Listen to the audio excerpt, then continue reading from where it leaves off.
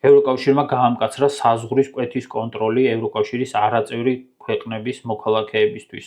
კერძოდ კი 2025 წლის 12 ოქტომბრიდან ამოქმედა Entry-Exit Systems, რაც ითვალისწინებს იმას, რომ ევროკავშირის არაწევრი ქვეყნების მოქალაქეები შენგენის ზონის კვეთისას ვალდებულები იქნებიან პასპორტის კონტროლთან ერთად ჩააბარონ თითის ანაბეჭდები და ფოტოსურათი.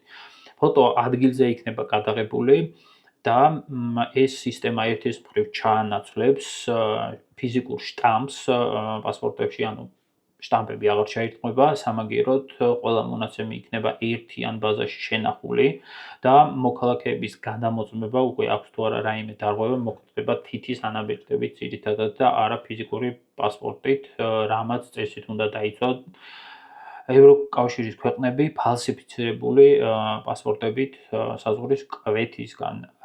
შესაბამისად, გვარის გამოცვლა და პასპორტის შეცვლა უკვე აზრს დაკარგავს.